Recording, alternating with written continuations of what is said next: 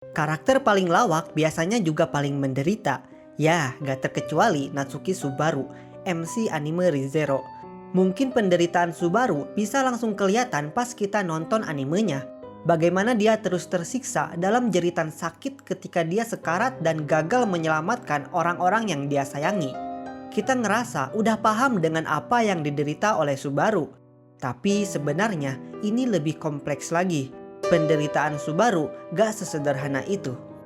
Selamat datang di segmen While You Watch. Kenalin, gua Aurlazer dan di video ini gua bakalan bahas bahwasannya penderitaan Subaru itu tidak pernah menjadi hal yang sederhana. Ya, gua tahu, Subaru itu bukan karakter yang lucu-lucu banget. Malahan dia berisik, annoying, dan gak jarang tingkahnya cringe. Tipikal MC anime shonen pada umumnya lah. Bahkan ada tindakan Subaru yang alih-alih tampak heroik, malah kesannya tolol. Siapa yang bisa lupa waktu dia bikin malu Emilia di ajang pemilihan raja? Kalau dilihat sekilas, khususnya di season 1, kita akan mikir kalau penderitaan yang dialami Subaru itu karena ulahnya sendiri. Tapi apa iya? Coba lu inget-inget lagi, apa background Subaru sebelum dia menginjak tanah Lugunika? Yaps, dia bukan siapa-siapa. Seiring plot season 1 berjalan, kita cuma tahu kalau dia itu remaja 17 atau 18 tahunan yang kebetulan pernah ikut latihan kendo. Itu doang. Selebihnya, Subaru cuma ditampilkan sebagai bocah puber yang jatuh cinta sama elf dan gampang akrab sama anak-anak. Dia gak dikasih kekuatan khusus sama yang ngirim dia ke isekai. Dia bukan pahlawan, bukan kesatria. Kalaupun kemampuan restartnya dihitung, ya berarti udah itu aja. Hampir gak ada poin plus kecuali percaya dirinya yang gede. Itu pun lebih mengarah ke sifat labil dan emosian. Dan jangan lupa, ReZero itu anime isekai yang gak jauh-jauh menyerempet masalah harem. Tapi supaya Subaru gak ditampilkan sebagai remaja horny, dia tetap dikasih sedikit kompas moral. Ini maksudnya bukan mau ngerosting Subaru habis-habisan ya. Cuman gua mau kasih tahu kalau dari awal episode 1 aja, dimana Subaru kedip-kedip terus nyasar ke pasar dunia lain, dia emang udah agak beruntung. Dalam elemen storytelling ada yang namanya Geristu, yaitu sebutan untuk karakter yang gak ada cacat sampai mendekati sempurna. Subaru adalah kebalikannya, atau biasa disebut Antistu. Ya, singkatnya, Antistu adalah karakter yang kekurangannya tuh terlalu banyak.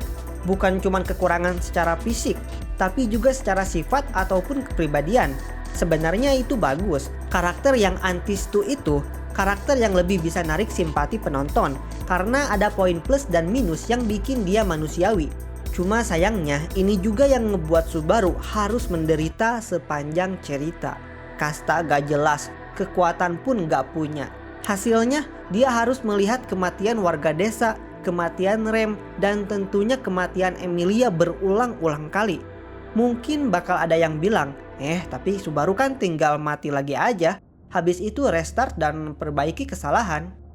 Andai aja sesimpel itu. Di satu sisi, memang kedengarannya mudah. Tapi inget, sekarat itu nggak enak, apalagi kalau harus dilakukan berulang-ulang.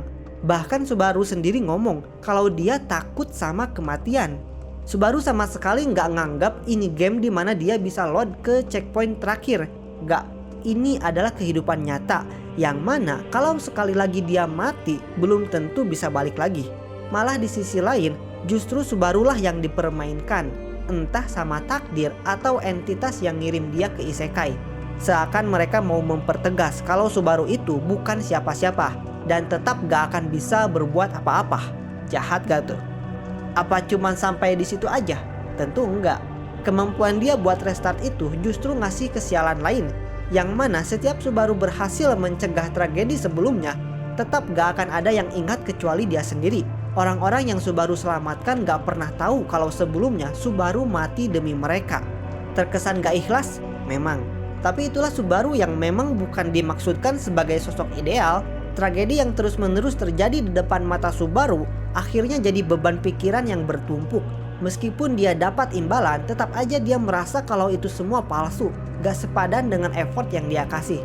Beban itu berubah jadi emosi yang akhirnya meledak ke Emilia di episode 13. Caci maki, hinaan, bahkan ucapan yang menunjukkan kalau Subaru itu gak tulus nolongin Emilia keluar semua.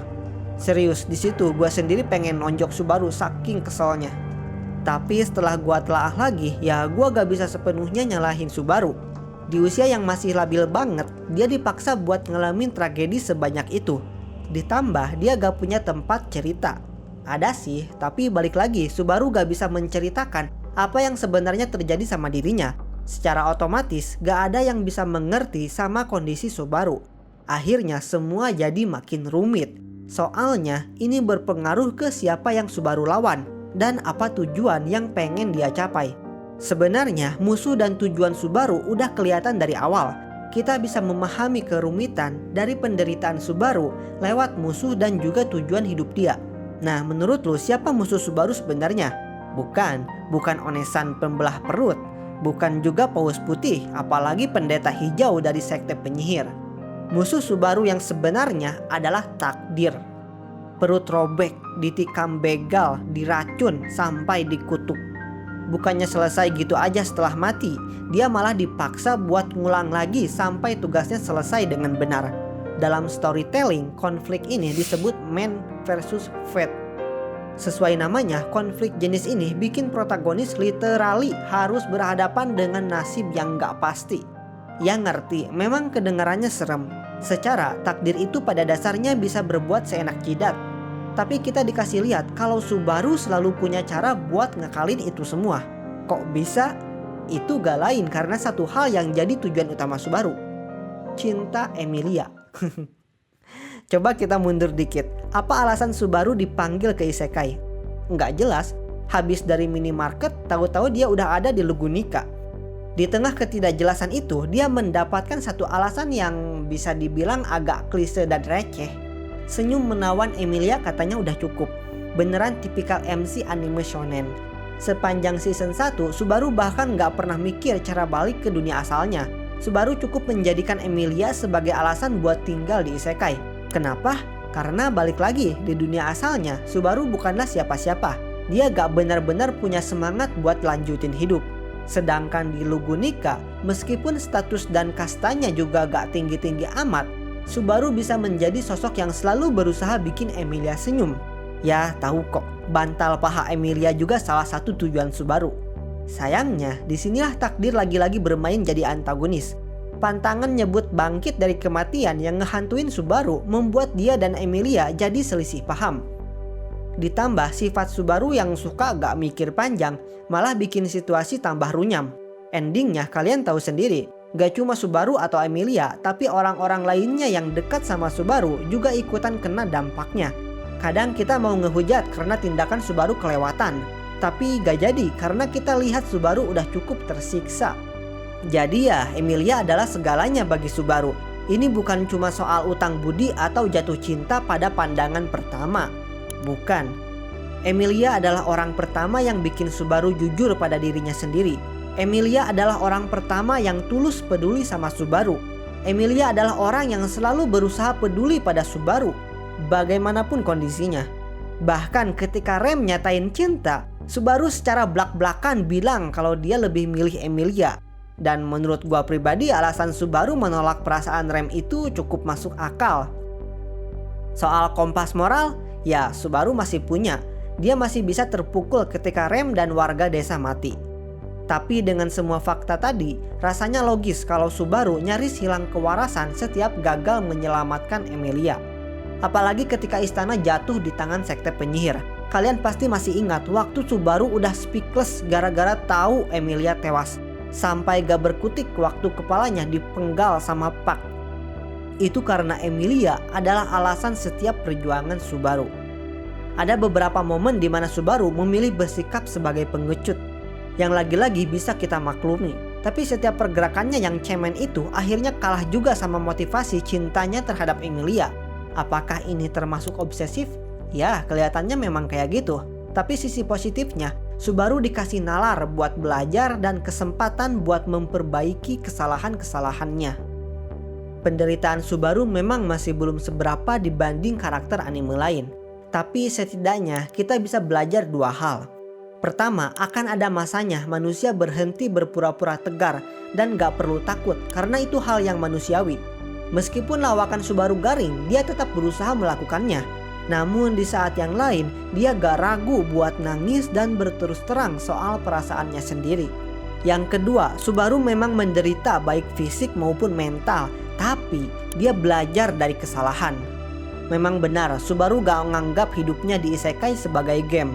Namun ketika dikasih kesempatan buat mengulang lagi, dia selalu cari cara biar hasilnya gak akan sama.